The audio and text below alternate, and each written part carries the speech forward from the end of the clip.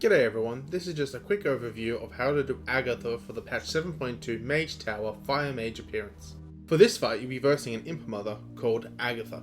Agatha starts in the middle of the room, and after a short amount of RP, you will get to take the first strike. She doesn't auto aggro onto you.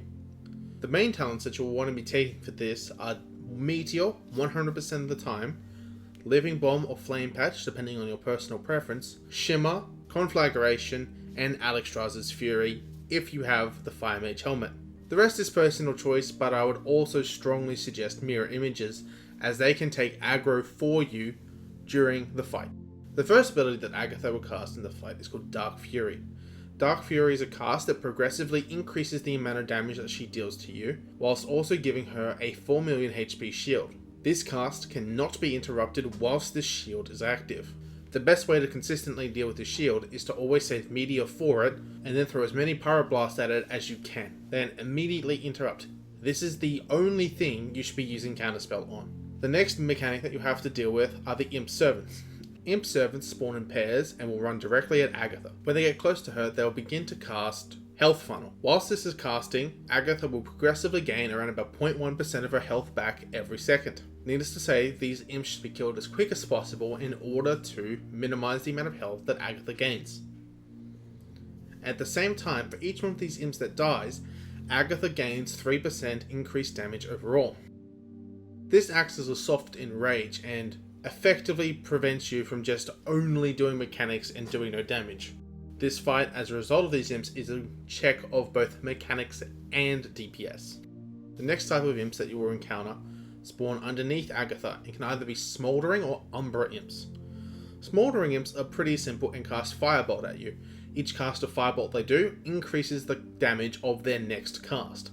So eventually they are going to one-hit you, and these have to die relatively quickly. But not as quickly as Umbral imps. Umbral imps make Agatha immune to all damage. This includes damage on her shield. So, if she is casting her shield, also have to burn down the Umbral imps, then the shield. Any damage done to Agatha during this time is pointless. There are also some Fuming Imps. These are little fellas that run at you, and when they get close to you, they explode. You can move out of this explosion's radius, and the explosion will leave a patch of ooze on the ground that when you stand on it deals 75,000 damage per second and slows you a lot. There are two schools of thoughts on how to deal with these imps. You can either kill them quickly because they have low HP before they get to you, which leaves the area cleaner but extends the fight, or you can go from the left to right side of the room, placing the patches carefully so that they're not an issue at all. This requires more effort on your part than just blowing them up, but will reduce the fight length. Personally, I didn't kill the imps. So phase 1 is just essentially killing Umbral imps, killing the shield, killing every other type of imps, and carefully placing the ooze.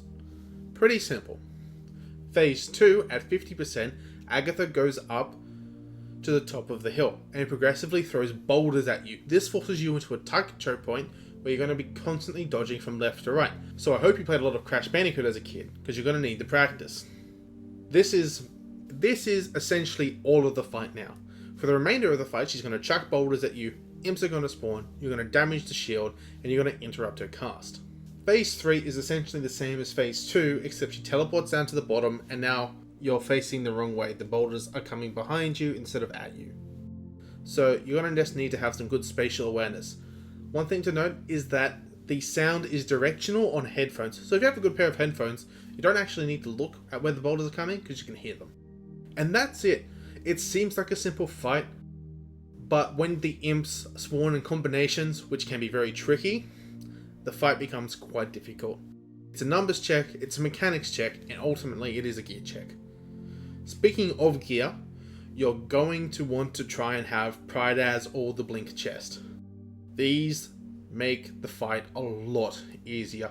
You take a lot of unavoidable damage, and healing it up with Cauterizing Blink isn't really super viable, and the Fire Mage shield sucks. Another legendary that I would look at equipping is the Scorch Belt, because you're going to cast the Scorch a lot, and most of the fight takes place sub 30%, and the Dragon's Breath Helm, as it's incredibly useful for dealing with those pesky ads.